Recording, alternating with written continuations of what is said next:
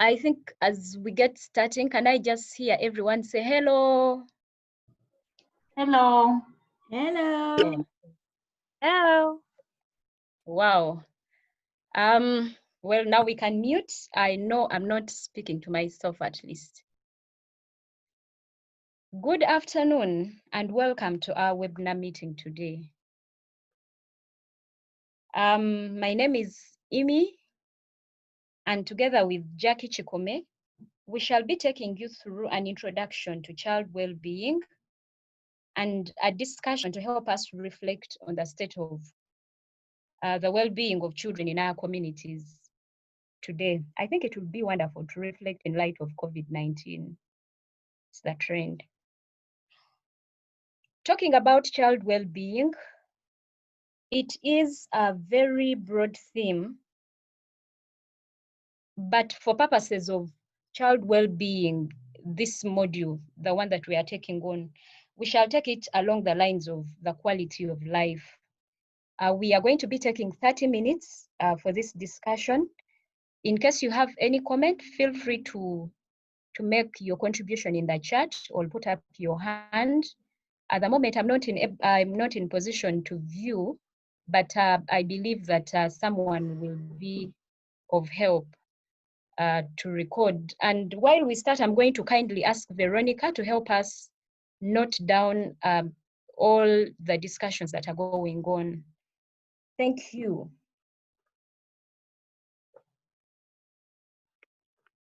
So what is our entry point when we talk about child well-being?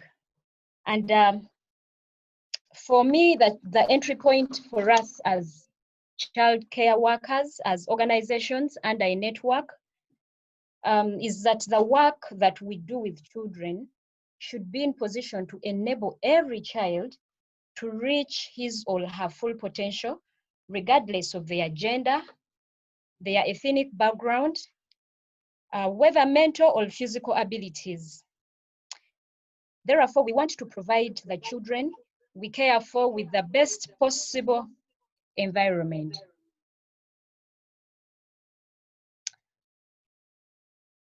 To get us thinking,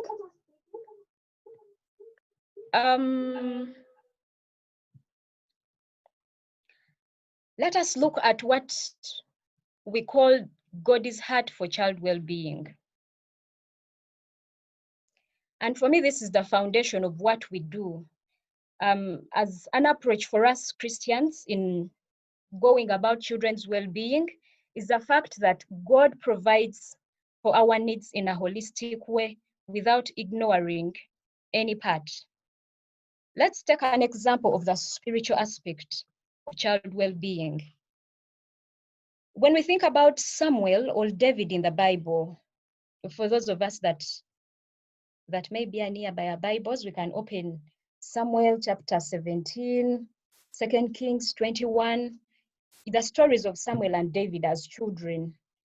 It gives me an impression that as Christians, in our approach towards child well-being, we need to recognize that each child is special each child has special capabilities, and that we need to understand that and know that God has a plan for all the children. So in our address, while we go about child well-being, we should put that into mind. And then when we talk about the physical aspect, what is God's heart for children in regards to physical, emotional, and developmental needs? God is interested in children's general development. And this includes aspects like education, play, learning, and useful skills, and receiving loving guidance and discipline. When we read the book of Luke chapter 2, I love the song, and Jesus grew in stature, and Jesus grew. Well, we see that actually Jesus himself developed intellectually, physically, spiritually, in all the aspects of life. So we see that God's heart for child well-being is a guiding one while we think about our work and how we impact children. Not to also forget the issue of inclusion. God's heart for children recognizes that God himself cares for all people regardless of sex, ethnic background, and abilities. And I think that is very, very, very important, especially when we start speaking about aspects of Jesse. I think it's very, very important. When you read the book of Psalms, Psalms chapter 139, when you read about Corinthians, 1 Corinthians, I think it is 12, and Galatians 3, around verse 28, we see that God wants all children to be able to reach their full potential. And so that it's not about who is tall, who is short, who has which ability, which color, but he's actually calling upon all children. And lastly is the issue that we love most, which is child participation. So God's Heart for Children also reminds us that children should be involved in the process of making decisions about things that affect their lives, treating them with dignity, but also empowering them to take part in what influences their lives. And a good example in Matthew, Jesus brought a child in their midst. I think that is in Matthew 19. He brings a child in their midst, implying that actually is telling the adults that were against them, coming, disturbing the adults. He's telling them, do not look down on them or ignore them. Because it says, for this, the kingdom of the Lord, to this, the kingdom of the Lord belongs, treating them with respect and dignity. And also, I think is another one that we need to take up when we think about child well-being. So I think it is a good summary for understanding child well-being, and in light with God's heart for children, in light with God's heart for child well-being, this is a very good guide for us therefore, and it's guiding us as we formulate our aims for child well-being as childcare workers. So what should be our focus? One, that child well-being should be to improve the welfare of every child in our care by addressing their needs in a holistic way, but also to ensure that no child is excluded from the care offered in our organization. And lastly, to empower every child in our care to take a meaningful and active part in defining the needs addressed by our projects and activities, and also to be able to influence the decisions that affect their lives. I don't know if that speaks to any of us, and that is when I want to ask a question. Do we think we are there? Do we think we are doing anything to get there? Do we think we have biblical principles guiding us? Or do we actually think these are applying in the work that we are doing? If you've been very keen from the very beginning, you will see that our standards are guided by the UN Convention on the Rights of the Child, but we also recognize that the National Plan of Action, I think for every nation, at least there is a National Plan of Action for the rights of children. And so these are the guiding standards for us that if we work towards achieving them, then we can actually count ourselves having reached the accountability level in child well-being. So we've divided up child well-being as a module into 18 standards to help us achieve the physical needs of children, the emotional, the developmental, empowerment, safety, and the spiritual needs of children. We are going to stop at this and reflect. At what point is your organization in achieving the standards, the physical needs of children? I mean, the six units that I've talked about. At what point is your organization? Do you have a plan to achieve them? Well, as we think about that, I'll take this opportunity once again. I know that we started child well-being midweek, to welcome you to the child well-being journey. Please be a part of it.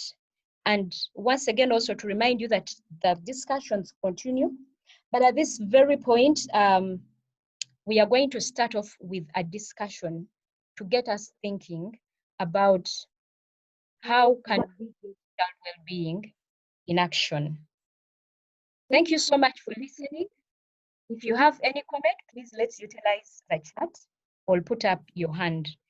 I am going to ask my colleague Jackie Chikome to take us on for the discussion. Our question for discussion is one that is very, very easy. We are going to think about, in line with our work, in the context of your community, which group of children are at risk of being excluded and why? If you have been very attentive from the beginning, we talked about all the 6 units, but the one element that cuts across is we do everything in an appropriate way according to the type of assistance that we provide. While we talk about groups being excluded, I know that some of us might have target groups that we are working with. It doesn't mean that when we talk about exclusion, we are counting you out of that target group. But even within your target group, what are those other groups, subgroups that could be excluded and why? We also want to know what would be the impact if they were left out. What would be the impact on them? Thank you so much. Let's have Jackie to take us on.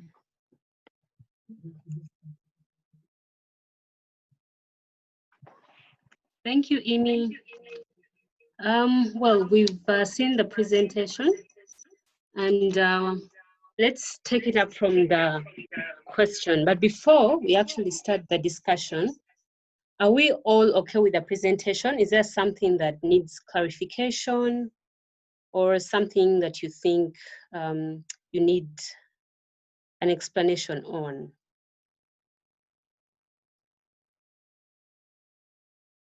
If there is nothing, we are going to proceed. So I believe we've all seen the question. So what I'm going to do, I'm going to share my whiteboard, and I encourage everyone to try and write their answers onto the whiteboard. For those who can, you can use the chat. But for now, let me share my screen.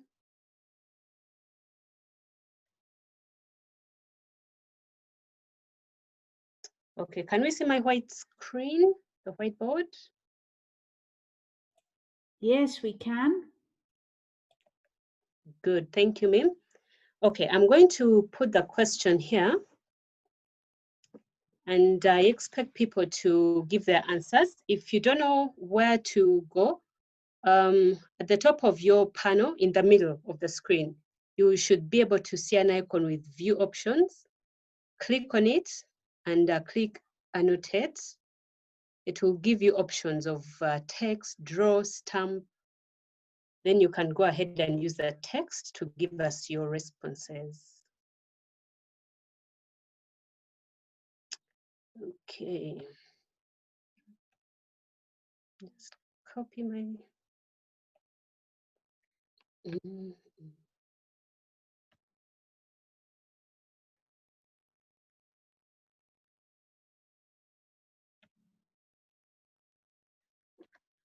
Okay, I've posted the question on the whiteboard, and Amy had read it earlier on.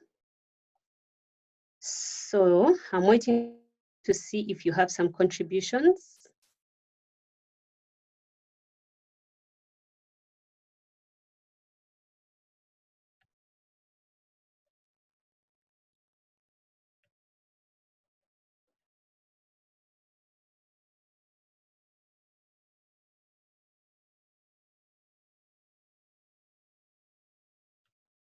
You guys are so quiet. What's happening?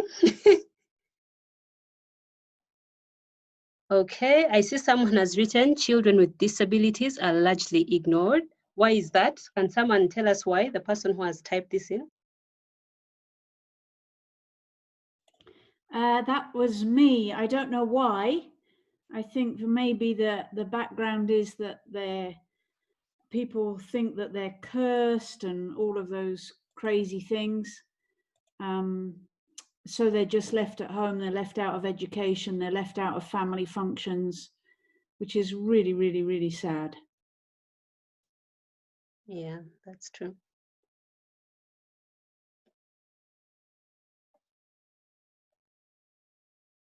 Okay, children who live on the streets, that's true. Why do they tend to get ignored?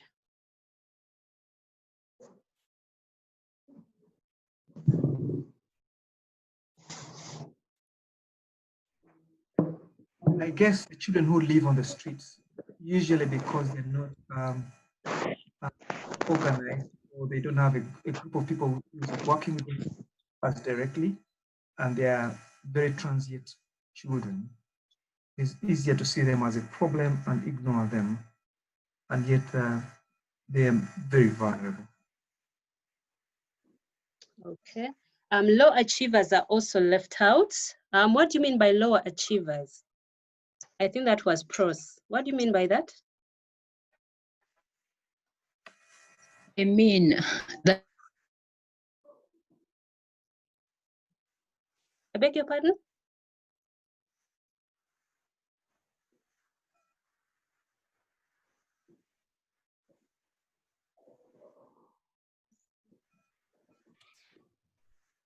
Pros might have connection issues because her microphone's on, but we can't hear her. Okay. We had someone also tell us that children who speak other languages are also at risk of being left out. Let me see, anyone else? The boy stroke the girl child will be excluded if the program is restricted to a given gender. That is very true.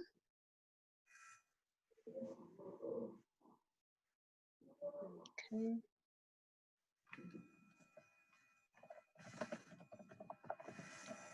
Okay, sorry, was someone saying something? Yes, children who are orphans and under the guidance of, rather, being cared for by guardians at times are excluded.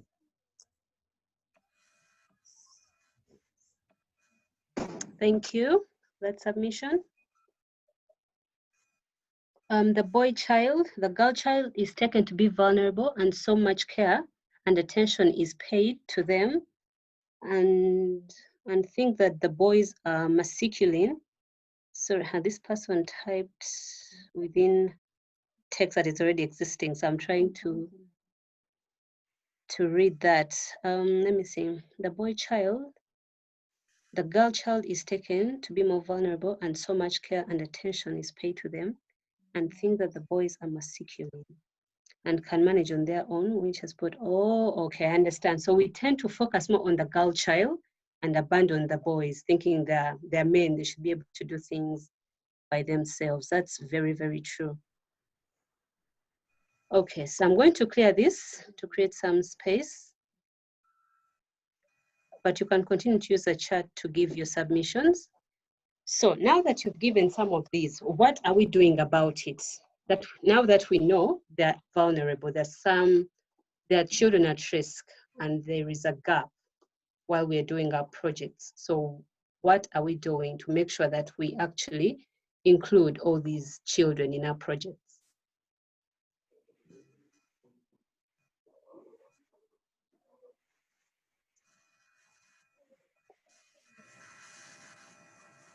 Did you understand the question?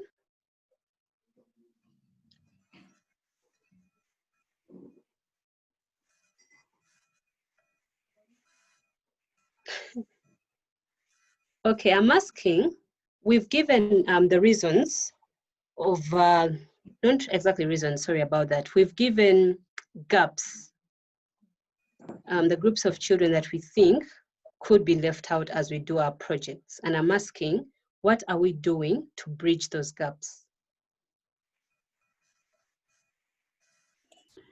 Jane, you have your hand up. If you can unmute, we'd love to hear from you.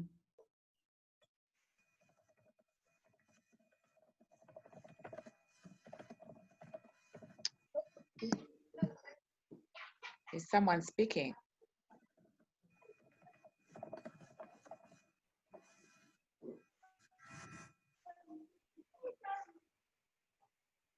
Okay, as we wait for that person, someone has written upgrade policies and planning sessions to be more inclusive. Continue sensitizing our parents, partner members on the importance of inclusion. Still sensitize the public about the fact that all children are equal, and sensitize our communities so that all the children receive equal opportunities, and helping children to know their rights. Thank you very much. Mim, you mentioned someone had their hand up. Do they still want to speak? I wanted to speak, but I'm not so sure if you're hearing me. Yes, we can hear you. Okay, it's my first time to be here. My name is Very Maureen. welcome. Yeah. Now, the question is, what have we done? The question is not what are we supposed to do. Like me, in our organization, what we have done, there are those children you've spoken about, the special needs. We've always taken them to vocational schools. It is in Chireka for special need. It is somewhere, it is called Goodwill also. We try to involve them into vocation so that they are busy. You know, you make them feel that they're children. Another type of children that can be excluded, we're talking about juveniles. Yes, when a child commits crime and you take them back in the community seems to exclude them. The community feels like these children are not worthy to be in their community. But some of the reasons as to why they commit crime, it is demographic reasons, and there are so many things that come up. What we have done is that some of these children that have an interest to go back to school, we have always taken them back to school. We have also taught them hands-on work to learn how to do other things like the vocational work. Those who want to go to the garage, we have given them a chances to go back to to participate in each and everything that they want. Going forward, there are also other things that we're supposed to do. I've just told you things that we have done, but now I'm telling you things that we are supposed to do. We are supposed to teach these children their rights. I think I've spoken a lot. Let other people speak, I'll add on. Thank you so much. We have some submissions here. Conduct positive parenting sessions that help the parents to treat and care for all children, despite of their gender and ability. And also think and ask which child is likely to be excluded. So before you begin a project, I think you should consider that. Someone says, I think the most important and first step is that a child with disabilities is treated the same as a child without disabilities by the family. Take them to church, take them to family functions, don't hide them. That is very, very true. Thank you. There's a hand raised, Jackie, from St. Paul's Chibando. Yes, please let them go ahead. I can't see. Yes, this is St. Paul Chevando, such a David head teacher. What we have done, we have encouraged these children to get involved in practical skills. We have involved them in making charcoal briquettes, in simple electric wiring, in making bar soap, and many other skills. And when these children realize, when you notice that these children cannot perform well in class, you realize that when they are exposed to acquiring certain skills, they also get the confidence that they can also achieve. So in St. Paul's Chevando, that's what we have done. And last year we held a skill exhibition. And that's when I noticed that even the low achievers in class could at least achieve something, and in that way they gain confidence and love the school also. That's my submission. Thank you so much. The last question. So what would be the impact if we fail to make sure that these children benefit from our project?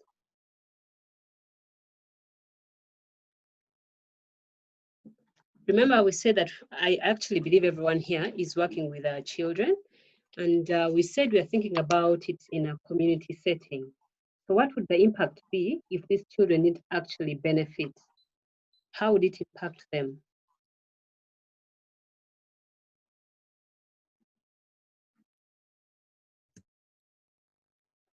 I don't know, are there any hands?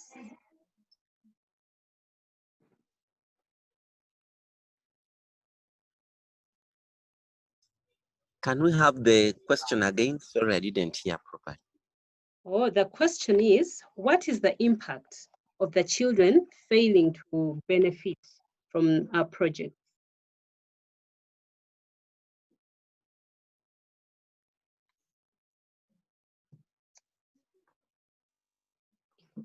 Okay, let me ask Imi to help. Maybe I'm not clear. Yes, in the beginning, we talked about the groups of children that are at risk of being left out in our programming, especially in our communities. And we talked about the different groups of children. Then we talked about what some of our organizations are actually doing and what we ought to do. But then we are asking ourselves, what could actually be the impact of them failing to benefit from our care? For example, if we failed to include children in special needs, how would they be impacted?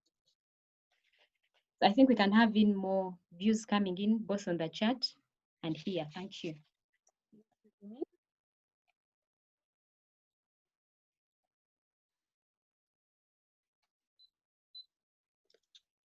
Someone wrote, but I can't see. Let me see if I can move this.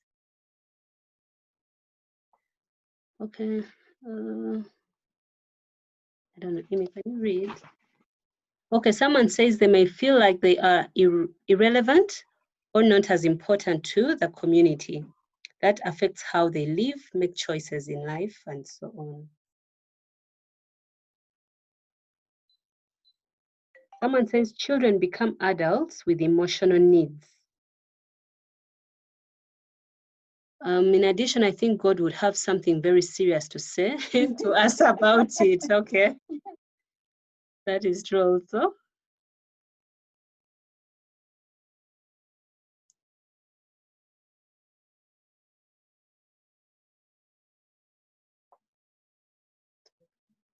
Okay, I think if that's all we had to submit, I'll call Imi to give the concluding remarks. Thank you all for your submissions. Thank you so much. Yeah. Yes, before we go, please send in your submission. What would be the impact? Something that I've already hinted on. Yes. The children may lose interest in the school since the academics may be challenging them. But if they pick something, even if it is in sports or any other practical skill, they'll gain confidence in themselves and they'll pick interest in the school. Thank you so much from St. Paul Chevando and everyone that has participated in this webinar. We thank you so much for all the submission, for the discussion. I am so sure the views have impacted all of us. We can think about along these lines. So then what can you do in case you've not been doing something? Think about those groups of children that are likely to miss out on your project, on your programs, especially when you designed your program. What are those groups? Who are those groups of children that you think they are at risk of suffering, they are at risk of abuse, they are at risk of being left out? Think about them. Can we put something to respond to their needs in terms of the physical, the spiritual, empowerment? I mean, all the 6 units that we talked about. Thank you so much for being part of this. God bless you. We are ending at exactly 30 past. I thank you so much. And once again, welcome you to our next webinar happening next time. Do not miss out as we talk about family and as we talk about disability. God bless you. See you another time. Bye.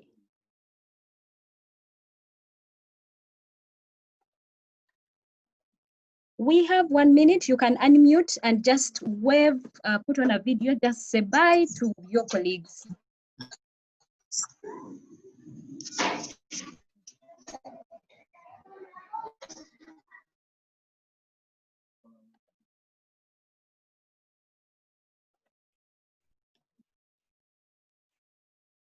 Bye.